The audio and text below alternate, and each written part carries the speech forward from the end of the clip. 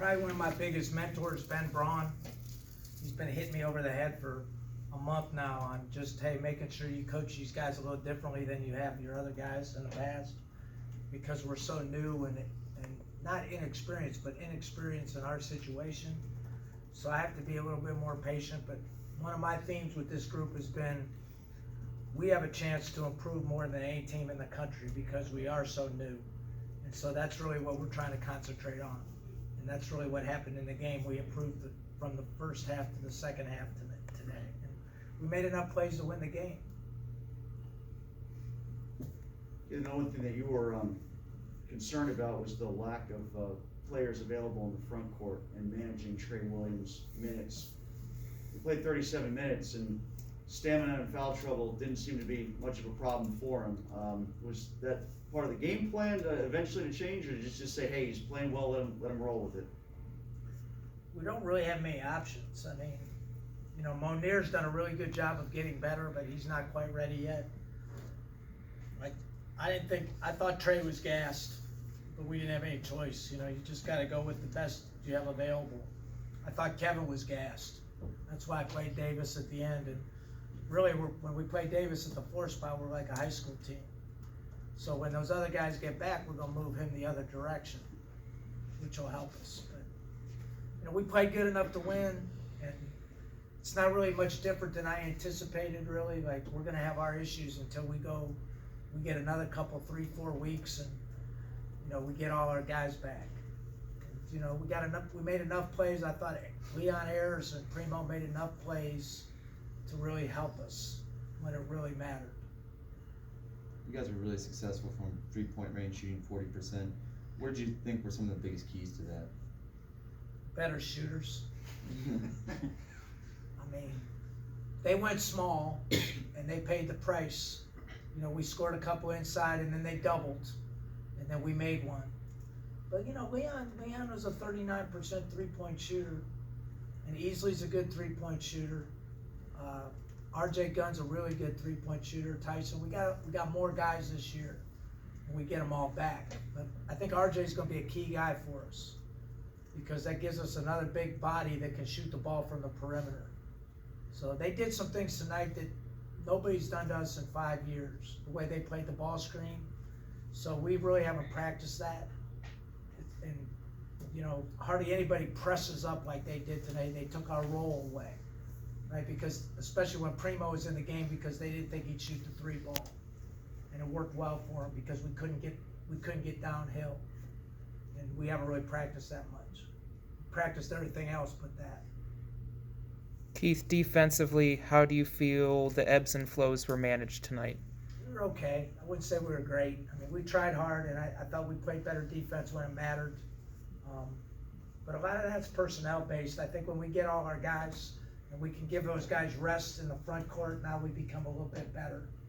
You know, we got to play better in the perimeter. I thought, you know, that's probably one of Leon's weakest areas is guarding the ball and things like that. But he did make some plays.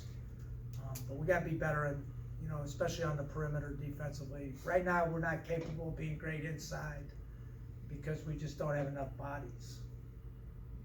You said all along this might be your best team. Why? I mean, what are some of the characteristics? Well, they have high character, number one. You know, I think they showed that tonight, even when things weren't going great. I use Easley as an example. You know, he played, this is his 4th year of college basketball. He played in the Big 12, and I yanked him after 2 defensive mistakes and never put him back in, and he never said a word.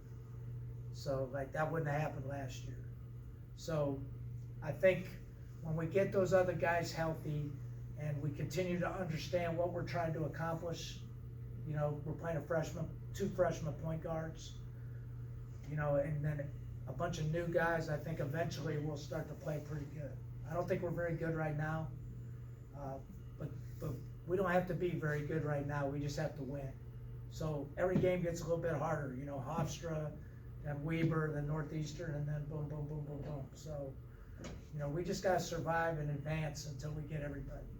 And hopefully get those guys back in the next couple of weeks, which we're hoping. When was the last time that you as a head coach or as a coach in general have this many kind of new faces and new pieces to all fit together and get synced up? And how does this group kind of compare to that group, or to previous groups that you've had that had so many new pieces? So in 13 years at Akron, I never had a team like this. I never had an inexperienced team. I always had 6, 7, 8 guys back. You know, and then probably the last time it happened was my first year here. Right?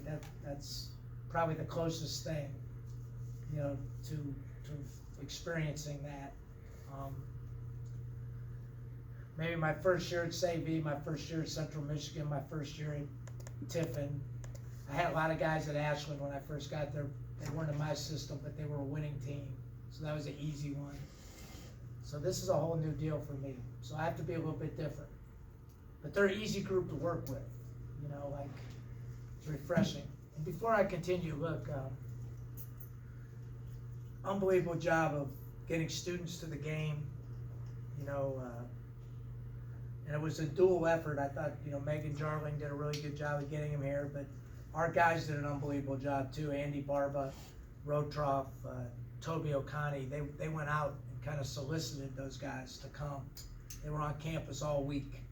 And again, this is a type of school that the players have to integrate on campus and be part of the campus in order for people to come to the games, or they're not going to come. So our guys have been to soccer games, they've been to volleyball games, football games, but they're a good bunch of guys. Like, they care, you know. And so I was impressed with our student body, and obviously it's a great building to play in, and the fans helped us win the game.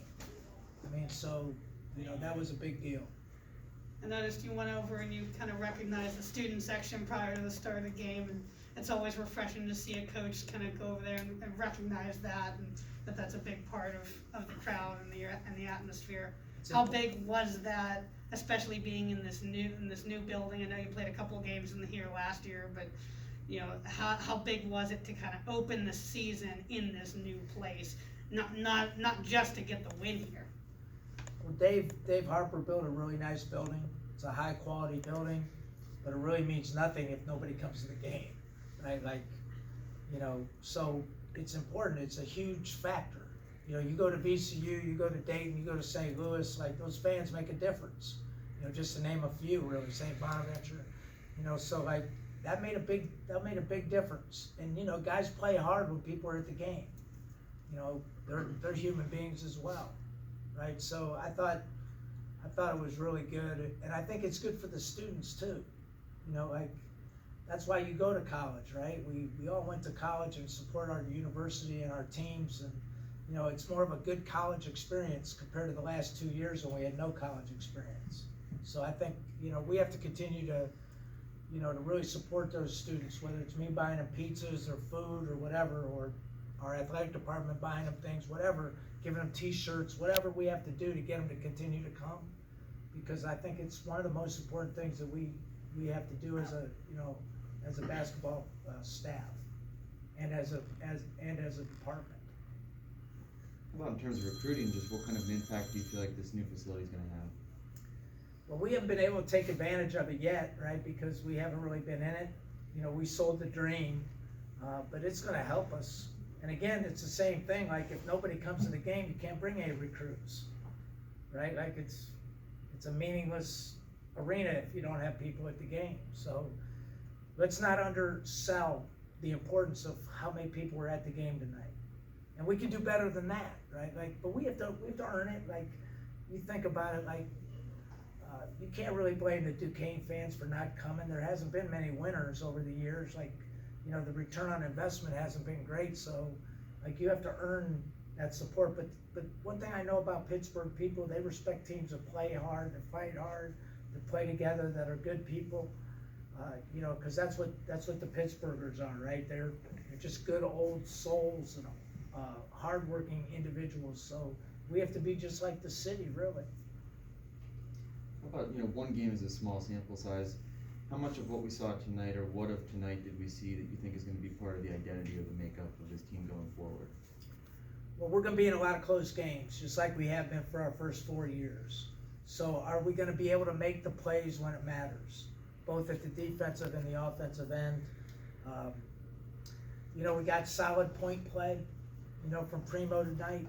You know, reminded me a lot of Sincere in his first year, really, very similar in a lot of regards, defensive minded, pretty athletic, you know, shot the ball pretty good, especially when it really mattered.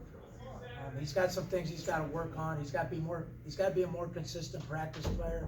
And Jackie's another one, you know, I chose not to play him in the second half. And I told everybody in the room, like, listen, I can't worry about, you know, feelings, but Jackie can put the ball in the basket, and he's an important guy. And so, you know, we're going to need him as well. And really, we're going to go.